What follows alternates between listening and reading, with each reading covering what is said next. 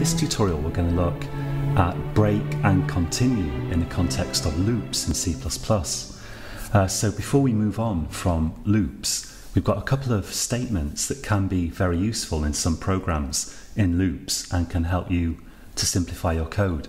So for an example, let's take a for loop. So I'm going to type for int I equals 0, and we can also use continue and break with while loops and do while loops as well. Let's say I less than 5 and I plus plus.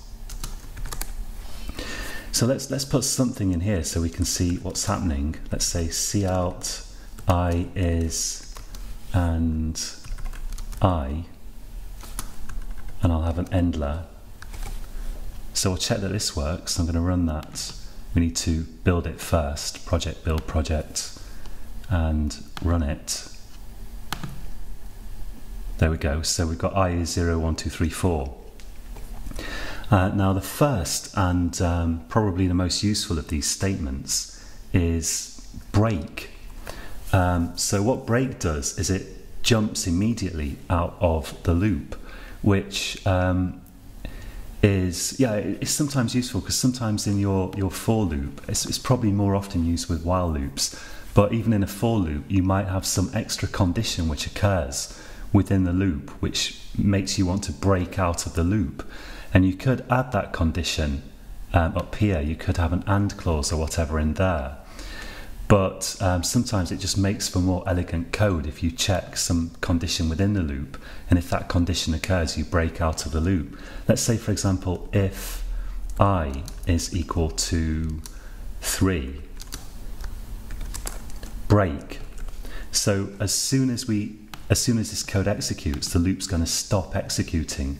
We're going to break out of it, and even if there's anything underneath here we're not going to see it. Let's say looping ...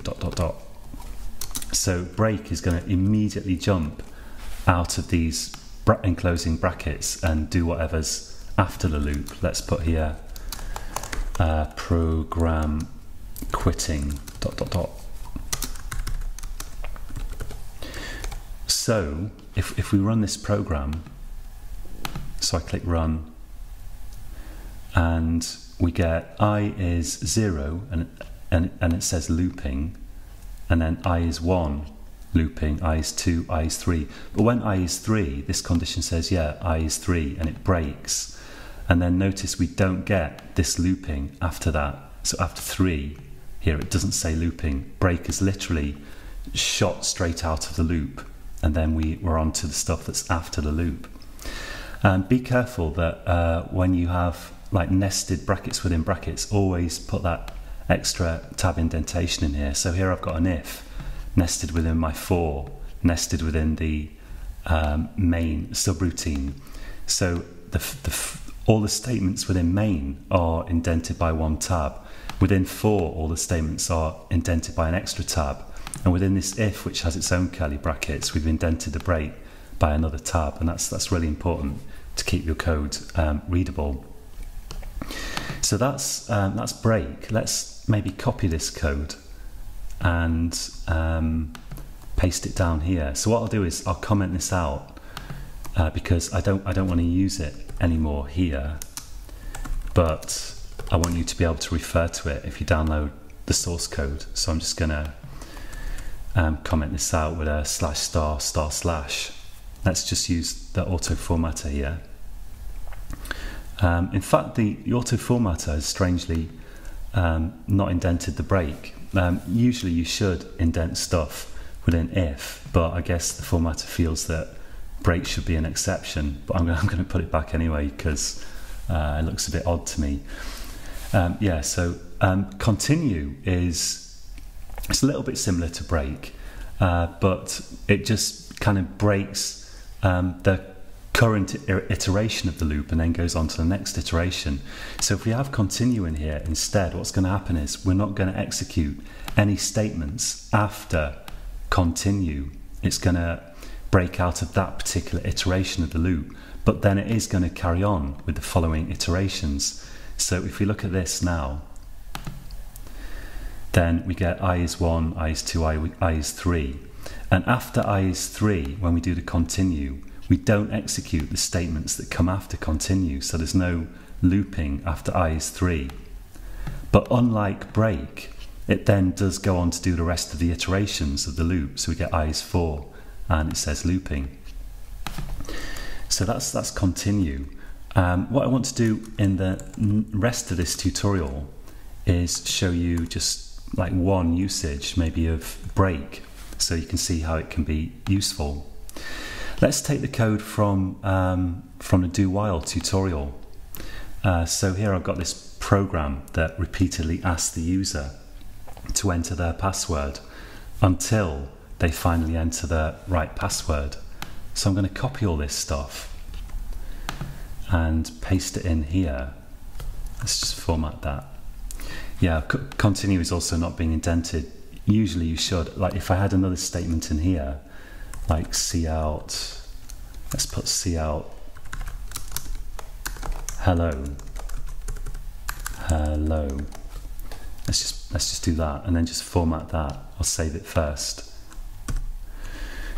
Well, that's pretty weird. The formatter here is, yeah, the reason is that I now see, because I've commented it out, if I don't comment it out and I use the formatter, you can see that it does indent stuff correctly. But because I've got this stuff in a comment, it's the auto formatter is not doing what I expected it to do. So let's just indent those manually for the moment. So that looks good. I'll get rid of this actually.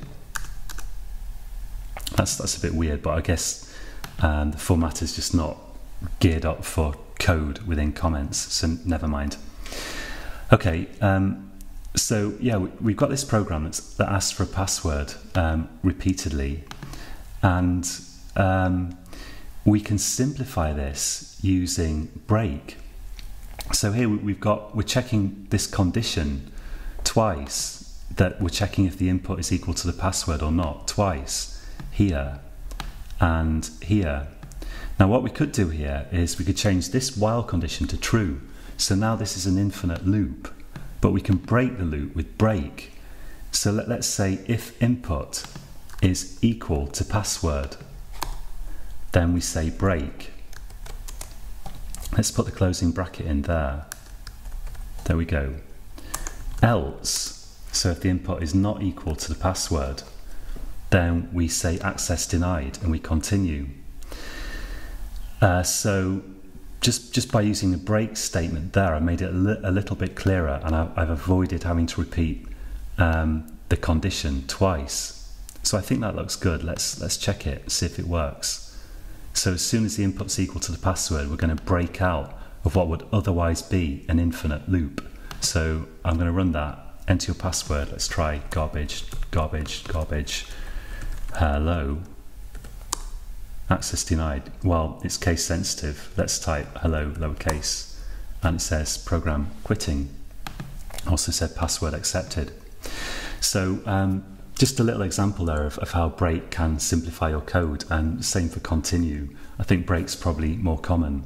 Now if you want to practice this, what I'd recommend is first write a little program, write just a little demo like what I did earlier in this tutorial, checking that you understand break, and do the same for continue, and then take this code from the do while tutorial and try to modify it yourself with a break, or if you can think of a way to use a continue in there that makes it nicer, by all means do, but try to use break or continue in there to simplify the code like I've done, and try to do it from memory without referring back to this code. But if you do need to refer back, then no shame in that. But it's good if you have a go at it first. Try to get it working yourself from memory, and then even if you end up referring back to this code, that will help you uncover the deficits in your understanding, and it will help you to get to grips with this. Okay, so that's it for this tutorial.